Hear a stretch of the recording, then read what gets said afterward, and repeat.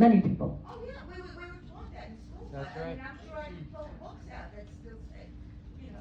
It's the famous image, right, of the woman in bed on the couch, Right. Freud, like it literally makes a lot of culture. cases, they teach it as this class of Image. name. Yeah.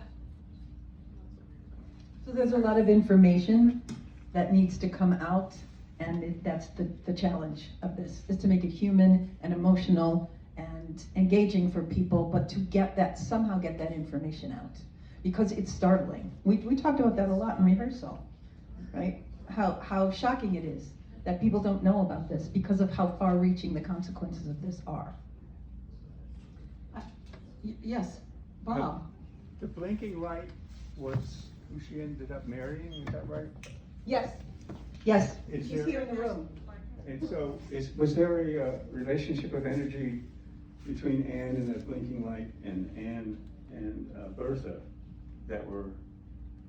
One thing you're not able to see at this level right now is that Bertha had a symptom of blinking her eyes. And that blinking of her eyes I mimic all the way through the play in terms of lighting cues, but you don't see that. So it is a metaphor, yeah, for the brain, I the was just disconnect. talking about the feelings, I mean, and maybe the actress could tell, did you have a relationship with the blinking light that was similar to your relationship to Bertha? No. Okay. I think they feed one another, right? I think that the relationship she has to Bertha is a seeking. She's constantly, what did you really think? What did you really feel? Because the only testimony that we have, the only written information that we have, we know is skewed and seen through the lens of doctors trying to prove something, right? The difference versus the other, which is allowing herself to be free. So maybe if there is a parallel, it's allowing, how does she write a story in which Bertha is freed, right? Her real story, whatever, as close as we can get to the real story. Tell me if I'm way off base You're here. right on. But that we're freed to the world, and then the parallel would be that then Ann Jackowitz could be freed to pursue her reality. Yeah. Right? And her greatest love. And her greatest love. That if it's like Right, but all the social story is different than the personal story. I mean, like that. Those are things playing throughout the whole thing.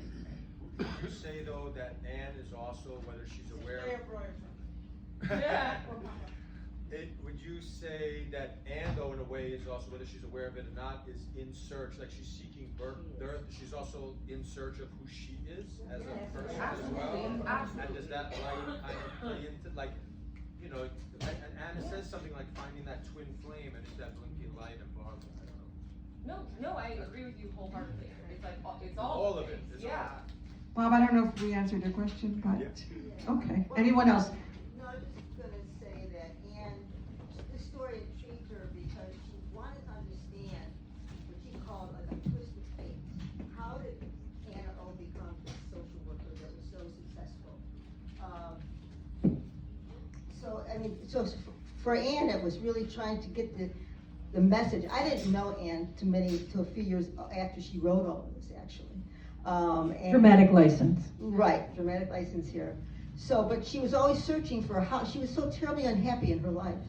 And she wanted to find out how to become happy, how to find herself. And she was doing it actually through this play.